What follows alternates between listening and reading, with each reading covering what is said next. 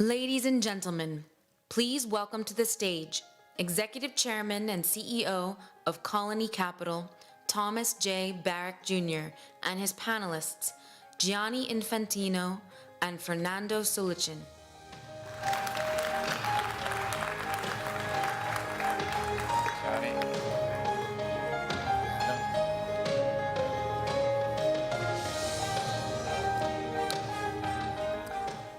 Good afternoon, ahlan wa sahlan, and thank you all for staying. We anticipated that we might have a lesser crowd, so Gianni has volunteered. Everybody who stayed gets 1 week World Cup front row seats, and Fernando has offered Angelina Jolie for dinner to all of you who have stayed.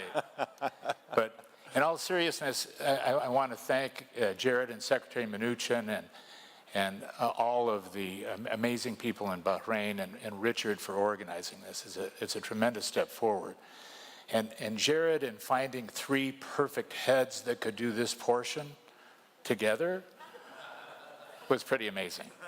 But what we're going to focus on is something different, an epic economic program, such as the one that Jared and Secretary Mnuchin have put together, requires global investors, global economists, and the dignitaries that you've had here today. And that has been epic. And those are the foundational bricks that are necessary to build prosperity and along the road to peace. But those bricks need mortar. They need glue. And what we're going to focus on today with 2 of the great leaders is that glue. How do we create heroes? How do we take emotion? How do we meld the borders between tribes and boundaries?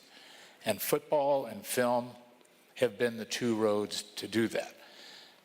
Gianni doesn't need an introduction. All of you know him as one of the global leaders of how to disintegrate those walls. Football transcends politics, it transcends religion, it transcends boundaries. Fernando, the same issue. Film creates heroes. It vanishes victims. It puts the past behind us and creates hope and expectations and a vision of the future. We in the Arab world have one major problem. We do not create our own heroes. We just don't. So the image of an Arab all over the world is a problem because it's our problem. We've done a very bad job of banding together and creating for that youth heroes, models, vision. So today, we're going to start with that, and Gianni, we're going to start with you. So in thinking through the amazing career that you've had and the phenomenal, unbelievable transpiration that's occurred with you, starting with something like Mohamed Salah, now gleaning 450 million Arabs behind Liverpool, which was originally a Protestant English team. How does it work? What is it about football that transcends all these boundaries? Well, first of all, thanks for the invitation. Thanks to Jared, to everyone for setting this up. And just one note for the translation. When I speak about football, I mean soccer, right, for the Americans. So there's only 2 of them here. So, okay.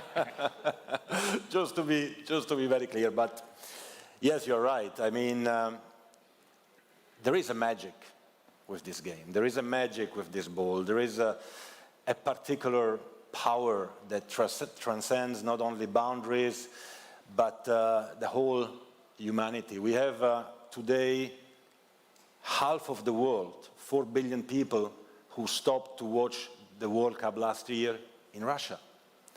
Half of the population of the world is watching football. We are here in Bahrain, and you mentioned rightly Mohamed Salah. He's Egyptian, so he's African. He's not Asian. Bahrain is Asia. The Emirates, Saudi, Qatar is all Asia, but they are all fans of Mohamed Salah and of Liverpool, suddenly, because he's Arab. So this is, I would say, somehow a hero of our modern society, thanks to football. And this can help indeed to bring people together around the game, around the match, around an emotion, around a dream. And that's what we have to give to people as well, right? Hope, dream, and a smile. Well, you've done an amazing job of it. Fernando, film, and you and I were talking earlier about what can happen when you evaporate the victim, when you create a vision of heroes, and even at the moment you may not realize what's in front of you. Using what you did with Spike Lee and Malcolm X as an example 28 years ago, leading to the Black Panther today. What did you see then? How does that relate to where we are now and hope and aspirations? First, it's amazing what I saw, that people from being in a place of victims passed to be leaders. And now you have the entertainment industry in the US.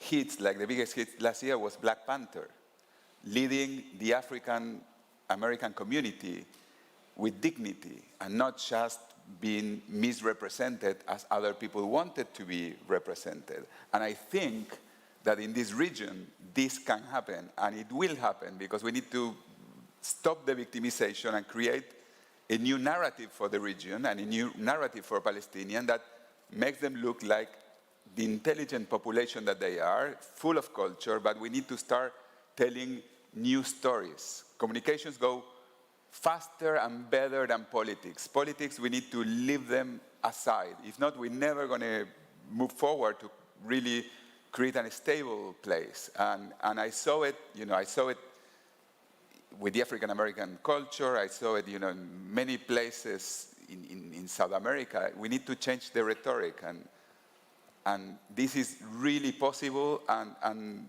the peace proposal and this workshop is really enhanced possibility. We need to start by creating a new communications narrative. So communications, which now has become epic. It's these little phones have created a data environment rather than an experience environment. But the one thing that both of you share is experience. So what they can't feel on that phone, what they can't feel on the iPad, is that experience. Football is so tribal. It's a form of war, yet it's a form of melding. How do you navigate the politics of what you've now created on a worldwide basis? Because even being here, I imagine, causes a little bit of emotional trauma for you. Oh yes, because football generates emotions, generates passion, and when you speak about any topic and you touch football, then suddenly you touch national pride, you touch your heart, your flag, your feeling, and obviously all this creates debate and discussion. But I think the key there is to have a line, to treat everyone as FIFA president, and in FIFA, of course, in the same way. For FIFA, we have 211 member countries all around the world. Palestine is one, Israel is one, the US is one, Russia is another one, even Scotland is a country for FIFA, but everyone plays in the same competition with the same rights, with the same obligations, with the same laws of the game that they have to respect. And I think this is the beginning, because it's true that top football, the World Cup and so on, is also entertainment, right? It is also emotion, but our job is to use the power of top football to help and generate football across the world. And this, I think, is something that we are doing already in Palestine with the help of the Palestinian Football Association, who is doing a great job there, but much more can be done. And with football, through football, we can really help and build bridges and give hope and leisure to many, many kids, concretely, not only on their phones. Besides that, in addition to breaking boundaries, you also create relationships. I think you met Lena, your Lebanese wife, by the way. He's well-versed in the art of negotiation with 4 daughters. But across all those boundaries, the The same thing with film. Again, creating a hero, if you look at Palestinians, what heroes do they have? How do you create a hero? How do you create an understanding of those bricks, the brilliant foundational program that Jared has put together? Underneath it is too complicated for that 50% of the youthful population to understand. How do you create a vision for them? First, everyone is a hero. And there is a lot of common stories that I'm sure the Palestinian population have that are beautiful to be seen in the big screen, in TV series, either in video games, that they don't have to be related to politics, to blood culture, or to death, or to past. And, even children, a football story in Palestinian, like a heroic, like, let's say, like a Billy Elliot movie, like, about a kid who wanted to dance in England, but translated to Palestine, It could be beautiful. There is a lot of possibility in the area, but we must let past the past and build what's possible. Here, in this plan, there is a script. I'm a producer. I get a script. Now we need to get it done. And it's doable. And I think that in the Arab world and in other worlds, like we have the example of Bollywood. Not everybody relates to Captain America and to Avengers. They need to have their own stories. They need to have their own rhetoric. So there is a lot of even economical potential by creating software and copyrights in the region, in Palestine, in the Arab world that relate to different cultures, and people will see it as they see Bollywood movies. And you could jump a few generations in the information age by doing that. Absolutely. Like, it's like, you don't have to see in the movies, like when you see Palestinian, you don't have to see them dusty, poor. You need to see them bigger than what you think that they are. There is a lot of amazing Palestinian entrepreneurs. There is a lot of amazing Palestinian doctors. There is a lot of, and we don't know about them. So we need to be gutsy and bet on these people and tell their stories. As with football players, we need to go for it. And one of the bad things we've done in the region over time is the Arabs have always been bad at selling their own propaganda.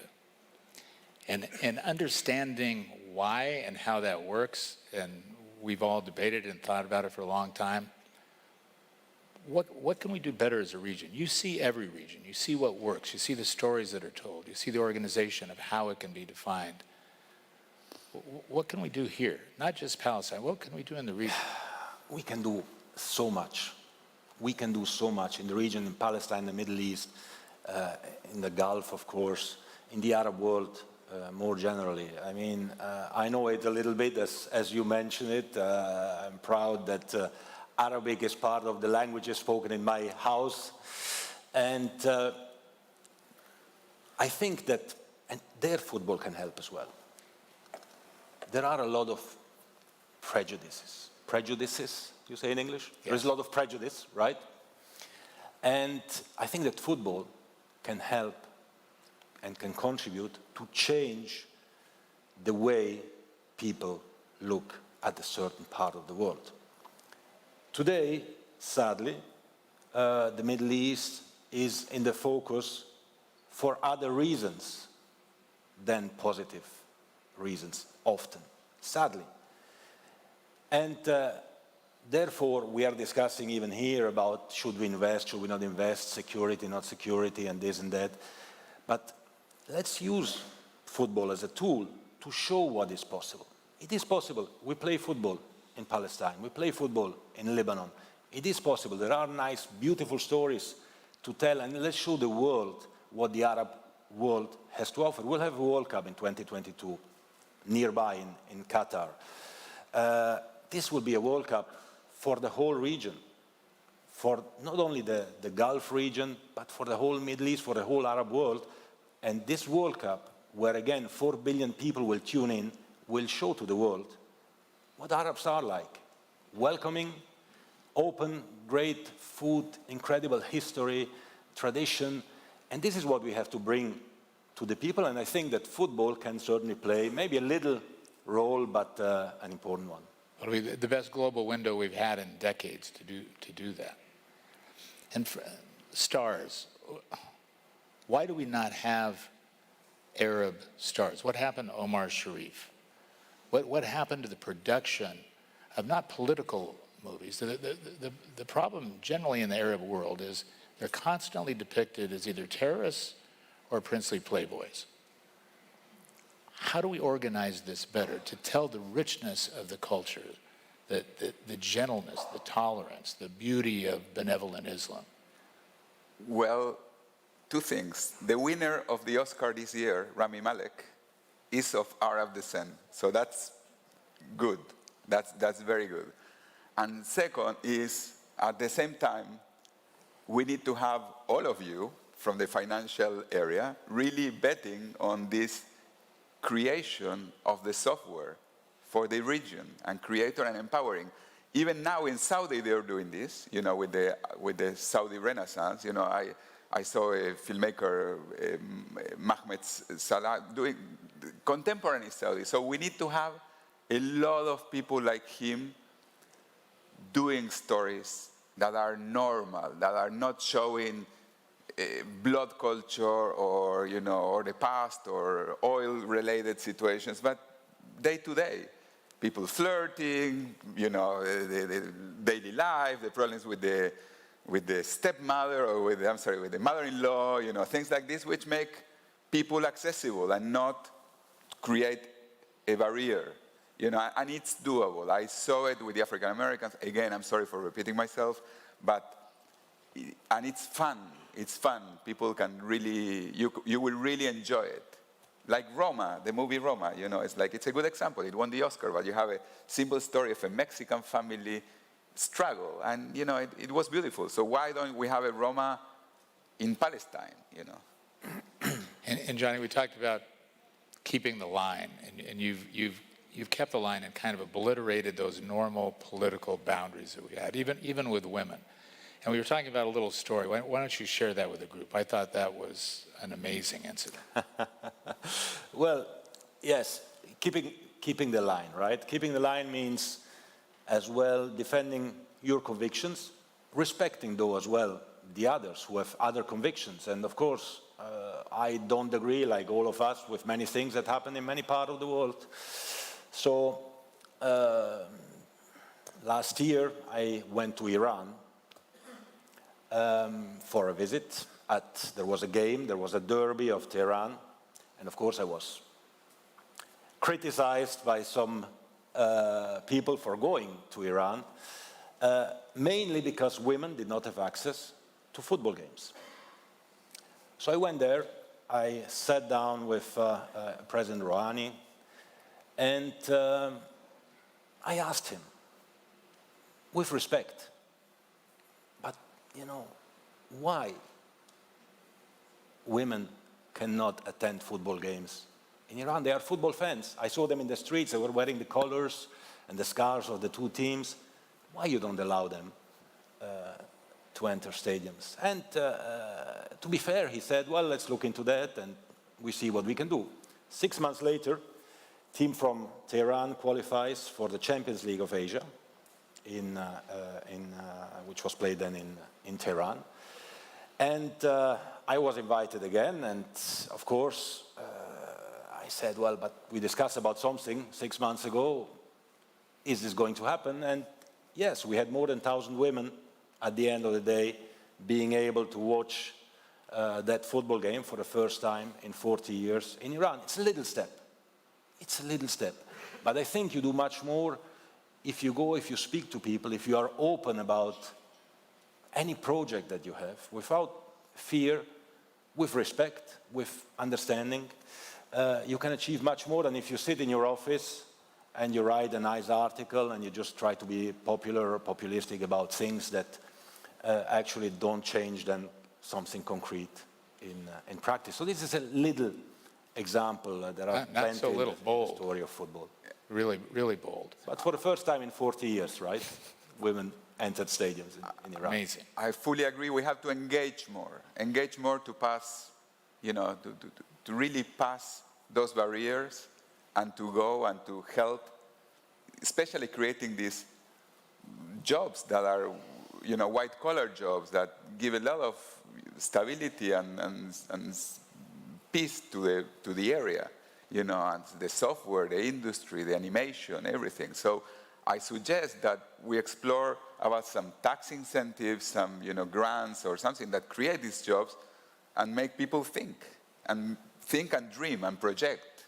So it's been doable. Like, for example, I'm shooting a film in Canada now, an American film in Canada, or people went to Czechoslovakia. Why not filming in Palestine? But this is eventually a component, right? I mean, the Arab world, Tunisia, I think Tariq Ben Ammar kind of invented a business at one point in time in Tunisia, and then it evaporated underneath us. But again, I think part of it is doing what both of you do so well, is creating those heroes and that vision and putting the victimization behind for young people. And look, I know one thing well is not to get between this group and lunch. And I know everybody's dreaming of hummus and tabbouleh and kibbeh after this. But what I'd like to do is to kind of wrap it up with each of your thoughts on the heels of such a bold move that Jared has really put together and taken the initiative to do this against all odds, right? Because the normal response is, look, it's tribes and flags, it's been this way forever, it's never going to change, leave it alone and let it evaporate. So to step into that arena is an amazing accomplishment. After hearing what you've heard in the last couple of days and having the great purchase that both of you have in the world, if you had to summarize in one paragraph the first steps that need to be done on the heels of the bricks of this economic program, what would it be? Gianni? Well, certainly never give up, right? There is this fantastic thing in football, which is a mindset thing, which is when you win a game, when you win a match, you are in a good mood. And you are in a good mood until the next match. When you lose a match, you are in a bad mood. But you are in a bad mood for an hour or two or maybe a day because you know that the next match is coming and you want to win that next match. So you get up and you fight and you go. So never give up is certainly one way. When I think about what football itself can contribute in this, which I think it should, I mean, the football economy is booming. It's huge. In the last decade, it grew with double than any other economy in the world in a period of crisis. It's 200 billion gross output. I mean, it's amazing figures, 130 billion gross value added around the world, and 70% of that is generated in Europe.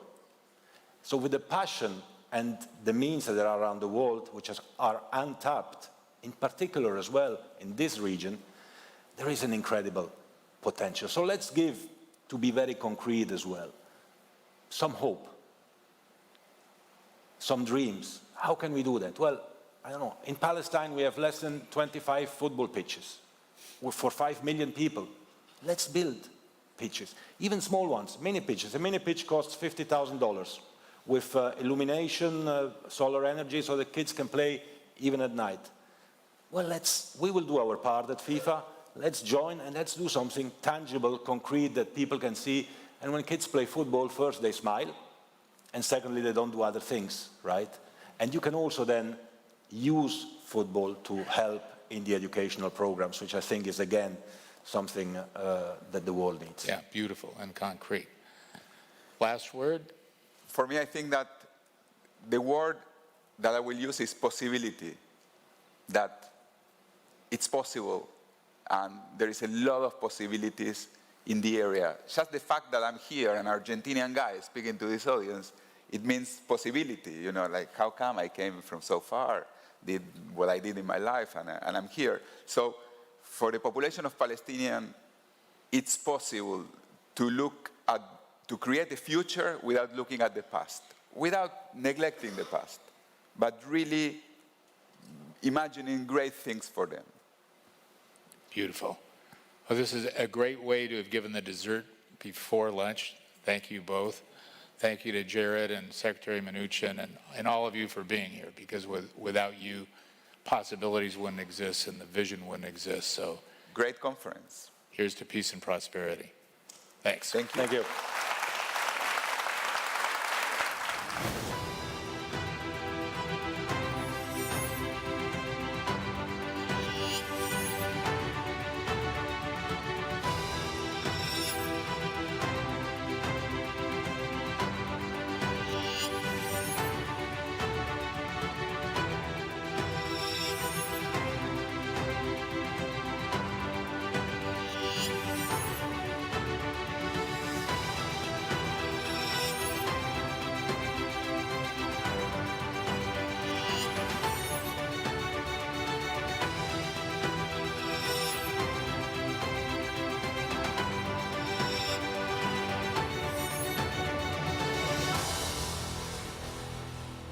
Ladies and gentlemen,